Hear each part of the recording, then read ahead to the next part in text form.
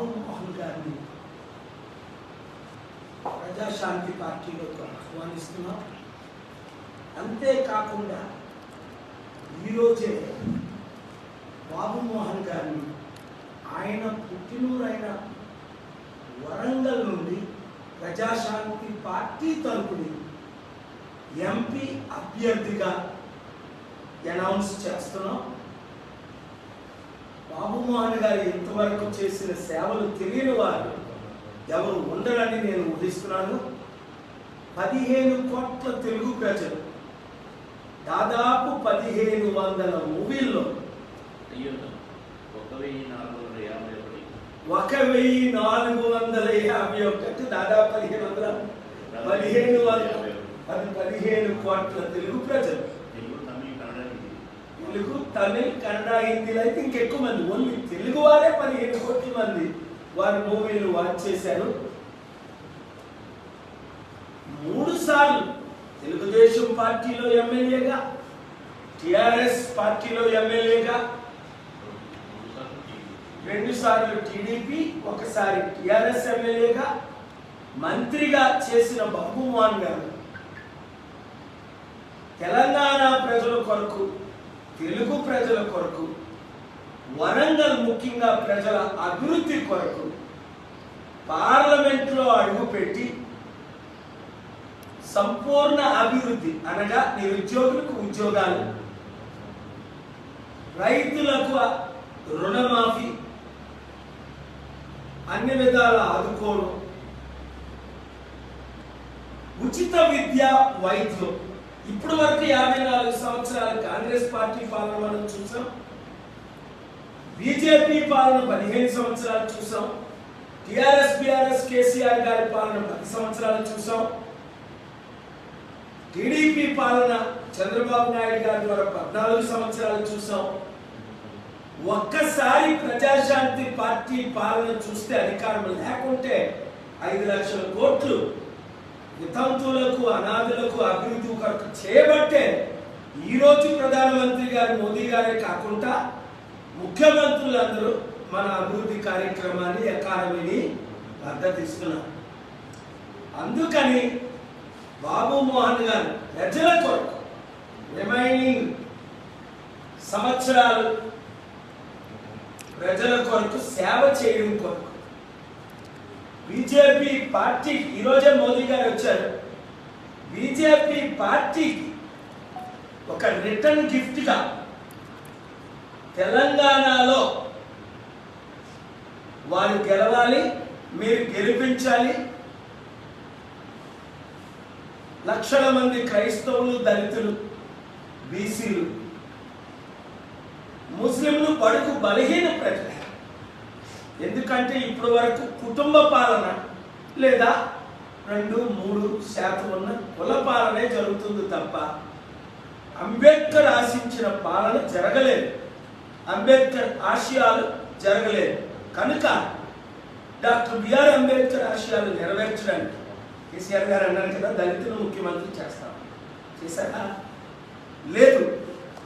పోనీ ఇప్పుడు కాంగ్రెస్ పార్టీ అయినా, ఏ పార్టీ అయినా ఏదో 2 సంవత్సరాలు దళితుల్ని ఉమ్మడి రాష్ట్రంలో చేశారే తప్ప 60% ఉన్న బీసీలు కానీ, 27% ఉన్న కాపులు కానీ ఈ 2 తెలుగు రాష్ట్రాల్లో ఒక్కరైనా ముఖ్యమంత్రి అయ్యారా? లేదు. కులాలకు, మతాలకు, పార్టీలకు అతీతంగా బాబు మోహన్ గారు క్యాంపెయిన్ చేస్తారు, ఆయన అనుచరులు క్యాంపెయిన్ చేయాలి, నేను కూడా క్యాంపెయిన్ చేస్తాను. Thank you very much.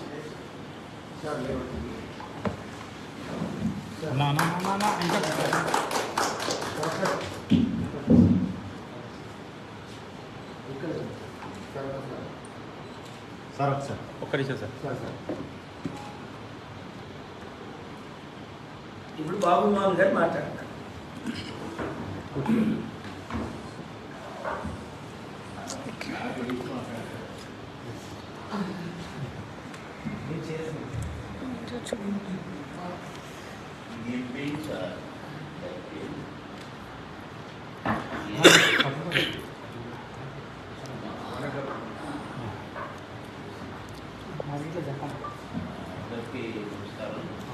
ఒక్క నిమిషం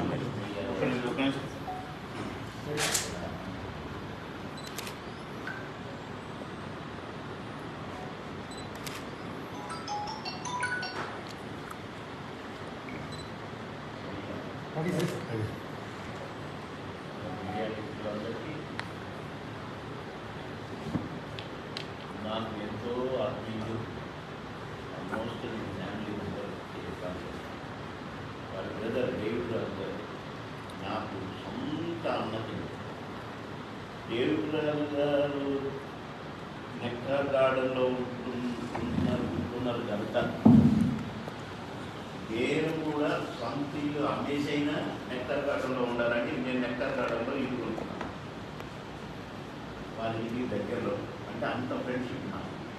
అంటే ఈ పార్టీ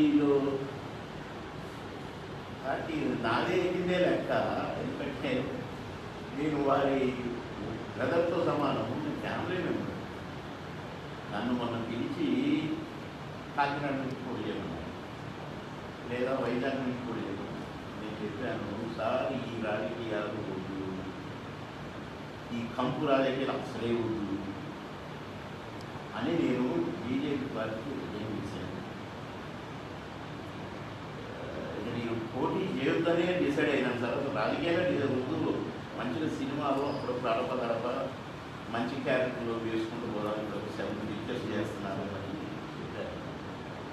చెప్పి అసలు బీజేపీలో పార్టీలో చేయడం కూడా టీఆర్ఎస్ అప్పుడే వద్దనుకున్న వ్యక్తి. ఎందుకంటే ఏమి డ్రామా అది నాయన, నేను ఏం తప్పు చేసింది, ఏమైనా భూములు కబ్జాలు పెట్టినా, లంచాలు తీసుకుంటున్నా, ఎవరి జేబులను కొడిచినా, ఎందుకు ఇవ్వలేదు కేసీఆర్ నాకు ఇంకా అర్థం కాలేదు. కూడా నా టికెట్ తీసి ఆయనకు ఒక ఆయన ఇచ్చారు, ఒక చల్లం రూపాయి. కొన్ని పనులు చేయలేదా? టీఆర్ఎస్లో ఉండి పనులు చేశాను, టీడీపీలో ఉండి పనులు చేశాను. టోటల్ కాన్స్టిట్యున్సీలో 6 లైన్స్ రోడ్డు, రింగ్ రోడ్డు హైదరాబాద్కే ఉంటుందా, నా కాన్స్టిట్యున్సీకి ఉండాలని 10 మండలాలకు అవ్వయ్యేటట్టుగా 6 లైన్స్ రోడ్డు కూడా వేయించిన ఆఫీసర్లు ఈఎన్సీలను పట్టుకొని మీకు కేంద్రం మోడీ గారు డబ్బుతో, అది కూడా నేను టీఆర్ఎస్ ఎమ్మెల్యే ప్రధానమంత్రి యోజన దాంట్లో 6 లైన్స్ రోడ్ కంది దగ్గర స్టార్ట్ అయితే ఫస్ట్ పుల్కల్ మండలం, తర్వాత అందూరు మండలం, తర్వాత అల్లదూరు మండలం, తర్వాత ఇట్లా 10 మండల్స్ కవర్ చేస్తూ వేసిన. అతను నా టికెట్ ఎవరికైతే వెళ్ళలేదు, అతను కనీసం ఒక్క పని అన్నా లేదు. 10 మండలాలలో ప్రతి ఊరికి వాటర్ ట్యాంకులో నీళ్ళు పెట్టినాయి, చెరువులు నింపి వ్యవసాయం నీళ్ళు, సింగుడు నీళ్ళు కూడా ఇచ్చిన, రోడ్లన్నీ నేను వేసినాయి, సీసీ రోడ్లు నేను వేసినాయి, ఇండ్లు నేను కట్టించినాయి. అలాంటి నాకు ఎందుకు టికెట్ లేదు తెలియదు, అందుకని చేయి అనుకున్నాను. కానీ బీజేపీ వాళ్ళు వచ్చారు, మీరు అంటారు, ఏమండి నేను టీడీపీలో ఎన్ని సంవత్సరాలు అయితే ఉన్నానో, 14 years 15 years ఎమ్మెల్యేగా, నేను మీ కాడ కూడా వేసుకొని తిరిగానుగా, మిత్రపక్షమే కదా, ఇంకా మీ దగ్గరకు వచ్చుడే ఉంది, వచ్చినట్టే కదా. నేను నరేంద్ర ఎంపీ, నేను ప్రచారం చేశాను, ఎస్ నేను మినిస్టర్, టీడీపీ బీజేపీ పొత్తేనా, కండ వేసుకునే తిరుగుతుంది అంటే కాదు కదంటే నో కండిషన్. నేను వరంగల్ జిల్లాలో పుట్టాను, మా నాన్న అక్కడ టీచర్ ఓపెన్ చేశారు మా నాన్న, కనుక నా వరంగల్ ఎంపీగా పోటీ చేయాలని ఉంది. అంటే అప్పుడు వచ్చింది ఆ కోరిక, నేను అక్కడ ఉత్తరకున్న రాజకీయం. వరంగల్ ఎంపీ టికెట్ ఇస్తానంటే నేను బీజేపీలో చేయాలి అంటే లక్ష్మణు, ఇంకా రకరకాలు మురళీధర్ గారు, మీలాంటి క్యాండిడేట్ మాకు ఎక్కడ దొరుకుతారు సార్, మా అదృష్టం సార్, వరంగల్ టికెట్ మీకే సార్ అన్నారు అని పోయినసారి నా పేరు పెట్టకుండానే లిస్టులో అతనితో పెట్టి, అతను నిబంధనలు కూడా రాలేదనుకోండి, నేనైతే ఎంపీ ఉండేవాడిని. ఎవరో పెట్టి పంపారు, నేను వెంటనే ఢిల్లీకి ఫోన్ చేశాను, ఏంటి వాటిని తీసాను అడిగాను, లక్ష్మణ్ని తీసి పారేశాను. సరే ఇవన్నీ జరిగినాయి, వద్దురా నాయన రాజకీయం అని నాకు మళ్ళీ ఎమ్మెల్యేగా పోటీ చేయమంటున్నాడు. నాకు చిన్న డౌట్ వచ్చి వెంటనే ప్రెస్ మీట్ పెట్టి మరీ చెప్పాను, నేను ఎమ్మెల్యే పోటీ చేయట్లేదు, నాకు ఎమ్మెల్యే వద్దు, ఎవ్వరు ఖండించుకోండి అని కూడా చెప్పాను. అప్పటికి 2 లిస్టులు వచ్చినాయి. 3వ లిస్టులో నా పేరు నోటీసారు. ఎంత దుర్మార్గం అండి ఈ రాజకీయ మండలం, చెప్పకుండా రాజకీయం అండి, ఉడుకుక్కల రాజకీయం పెట్టి మళ్ళీ మీకు ఎంపీ టికెట్ అన్నా కదా, అది నీకే కానీ అది ఇప్పుడు కాదు కదా, ఇప్పుడైతే నీలాంటి క్యాండిడేట్ దొరకట్లేదు మాకు అని పెట్టారు. తీర చూస్తే ఎలక్షన్క ఎవరు ఐపీఎస్ ఆఫీసర్ అట కడప, ఆయన క్యాండిడేట్ అంతకిష్టం మాది క్యాండిడేట్. అది నా పేరే లేదు. నేను అక్కడ జిల్లా అధ్యక్షులు వాళ్ళకు సార్ వాళ్ళని ప్రచారం చేసుకోమన్నారు, మీరేంటి సార్ మీరేం మాట్లాడలేదు అన్నారు. ఇమ్మీడియట్గా చిచ్చి అని రాజీనామా. సరే సార్ కలుగుతామని సార్ నాకు ఎప్పుడు ఫోన్ టచ్లో ఉంటారు, ఫోన్లు చేస్తారు సారే పాపం. మా అనుభవం చెప్పాను కదా, సరే సార్ ఎంపీగా పోటీ చేస్తున్నాం సార్, నాకు ఏమవుతుంది సార్, నేను కాకినాడ అవును అసలు ప్రచారం చేయకుంటే ఎమ్మెల్యే అయిపోతుంది, నాకు వద్దు సార్, నేను మీకు ప్రచారం చేస్తాను. తప్పకుండా పోయి ప్రచారం చేయాలి, ప్రచారం చేసినా పెట్టకుండా వేసుకోవాలి, కాదు ఇప్పుడు వేసుకోవాలి. నేను ఆగిన పెట్టాలు సర్వస్సులు ఉన్నాయి కదా నా దగ్గర, ఏ పాలు దాని కోసం ఏమైనా చేస్తాను, అది వేరే విషయం. ఎక్కడికి రమ్మంటే అక్కడికి వెళ్ళాను. విజయ్ నుండి కూడా నేను షూటింగ్లో ఆఫీస్ వెళ్ళాను సార్తో. కానీ ఒక కోరిక తీరలే, సార్ సొంత ఫ్లైట్లో వచ్చినప్పుడు ఆ ఫ్లైట్లో నేను కూర్చోవాలనుకున్నా కానీ నేను ఇక్కడ లేదు. ఫ్లైట్ పోయినాక హైదరాబాద్ కాదు సార్, వెళ్ళిపోయినాక రిటర్న్ అయిన తర్వాత ఒక తమిళ షూటింగ్ వచ్చింది. అలా సరే సార్ త్వరగా అందరూ చేశారు, దానికి టైం ఉంది. కానీ నేనైతే నేను ఎందుకంటే నేను అక్కడ పుట్టాను. నేను ఎర్రపల్లి దయాకర్రావు గారికి ప్రచారం చేసినప్పుడు ఆయన ప్రచారం అంతా నేనే చేశాను సార్. చాలా నా తమ్ముడు గెలిపించాడు, నా తమ్ముడు ప్రచారం చేశాడు, మొత్తం ఎంపీ కాన్ఫరెన్స్ మొత్తం నేను ప్రచారం చేయాల్సి వచ్చింది. అప్పుడు యాడిపోయినా నువ్వు పుట్టినావు కదా, నువ్వు ఇడ చేయాలి, నువ్వు ఆడ చేసిన ఇంటి మీద కూడా అంటే టైం వచ్చినప్పుడు తప్పకుండా చేస్తాను అని ఇక ఈ వద్దులే కానీ ఎంపీగా పోదాము అని బీజేపీలో చేస్తే వాళ్ళేమో అట్లా చేయించారు. కనుక ఇది వద్దులే అనుకున్నా. సార్ ఇప్పుడు ఇది అన్నారు. సరే కానీ ఎట్లయినా నాకు ఎట్టాలో ఎంపీగా పోటీ చేయాలని కోరుకొని కదా. కనుక దానికంటే ముందు కేపాల్ గారు ఎంపీ అవ్వాల్సిందే వైజాగ్ నుండి. వారి దగ్గర ఎంత నాలెడ్జ్ ఉందో నాకు తెలుసు, ఎంత ఉపయోగమైందో నాకు తెలుసు భారతదేశానికి. రేపు వైజాగ్ నుండి వారు ఎంపీగా ఢిల్లీలో అడుగుపెట్టి ఎన్ని నిధులు తెస్తారో నాకు తెలుసు, ఎన్ని కోట్ల ఉపకారం జరుగుతుందో ఇండియాకి నాకు తెలుసు. మోడీ గారికి, నడ్డా గారికి, వీళ్ళందరికీ రూపాయలు వారి ఎంత దగ్గర కూడా నాకు తెలుసు, అమిత్ షా గారికి వీళ్ళకి. కనుక వాళ్ళు సార్ కనుక ఎంపీ అయితే బ్రహ్మాండంగా వాడుకునే కెపాసిటీ ఇప్పుడు నేను చెప్పిన పేర్లకు ఉంది అమిత్ షా గారి వీళ్ళందరూ. కనుక డెఫినెట్గా ఉపయోగం జరుగుతుంది. కనుక అందులో నేను ఫ్యామిలీ మెంబర్ని నేను పనిచేయాలి తప్పదు. కనుక నేను ప్రచారం చేస్తానన్నా. ఇప్పుడు వాళ్ళు పోటీ అనౌన్స్ చేసి పారేశారు. సరే ఓకే సార్, నేను వేరున్నాను సార్.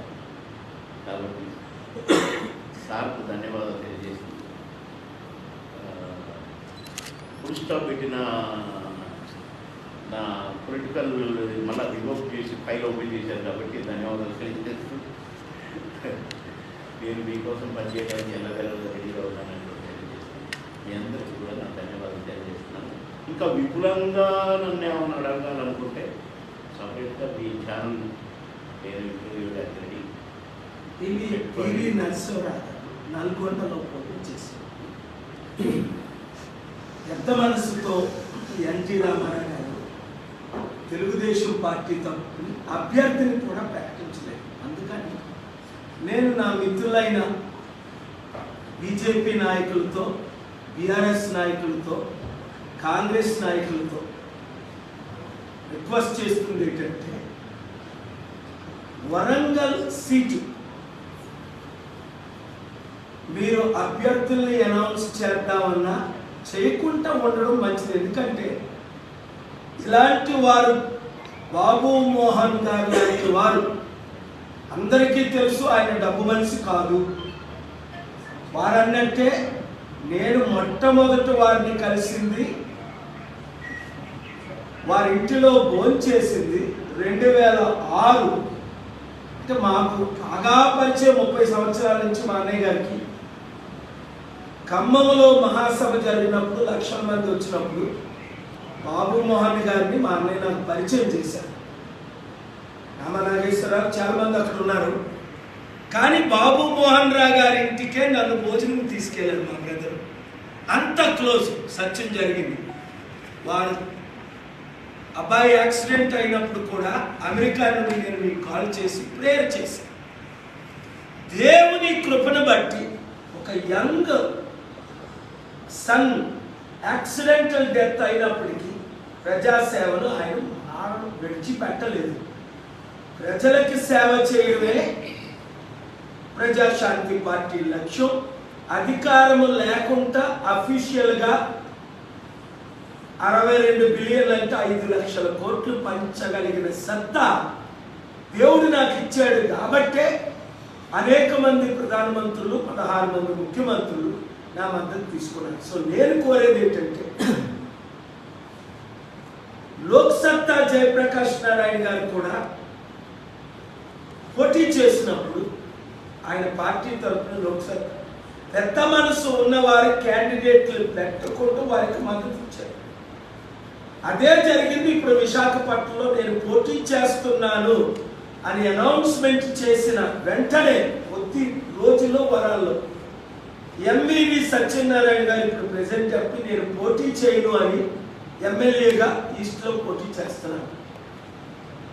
నెంబర్ 2 పొజిషన్ వచ్చిన భరత్ కూడా పాలుగారు వస్తేనే, తాత ఎంపీ అక్కడ, పాలుగారు వస్తేనే అభివృద్ధి జరుగుతుంది విశాఖపట్నంలోని, ఆయన కూడా పోటీ చేయనని చర్చలు జరిగాయి. ఇంకా జేడీ లక్ష్మీనారాయణ గారు 3 లక్షల ఓట్లు వచ్చిన ఆయన అనేక సార్లు ఇక్కడ వైజాగ్ ఆఫీసులో ప్రెస్ మీట్లో మీ ముందు కూర్చొని ఆయన స్పష్టంగా చెప్పారు, పాలుగారికి ఉన్న సంబంధాల్లో దేశాభివృద్ధి జరుగుతుంది కనుక నేను పాలుగారికి ఎంపీగా కంటెస్ట్ చేయను అని ఆయన ఇప్పుడు నార్త్ విశాఖపట్నం ఎమ్మెల్యేగా పోటీ చేస్తున్నారు. వారికి నేను మద్దతు ఇస్తున్నా, వారు నాకు ఎంపీగా మద్దతు ఇస్తున్నారు.